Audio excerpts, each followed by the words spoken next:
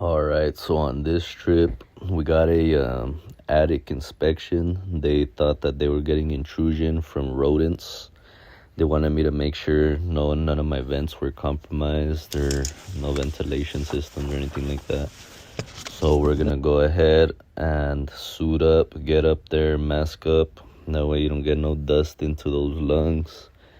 When you're walking in attics, it's tricky. Always step on the trusses. Make sure you're stepping on solid wood. On this trip in particular, they had a piece of plywood propped up holding something together, and it felt solid. I stepped on it. Nothing snapped right in half.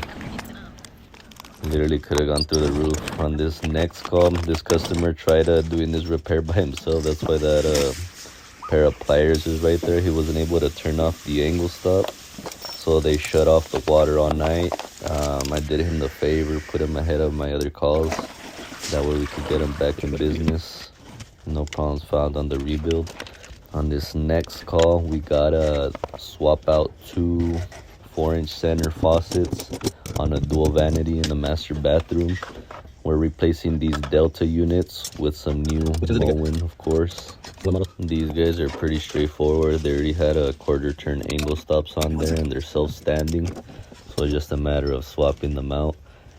They had been remodeled, so I came right after the remodel, like, not too long ago, and we swapped out those faucets. While I was there, he mentioned to me this hose contraption. They did like 2 additional tie-ons right there to add stuff instead of just soldering on fittings.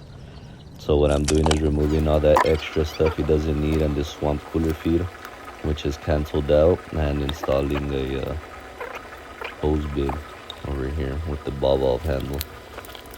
And on this other call over here, final one for today, service call, we went ahead and rebuilt this unit. The one-piece angle stop, which are notorious for leaking when you bump into them, was halfway shut off, or the gasket was either deteriorating, so it was making a lot of noise when the toilet would fill up.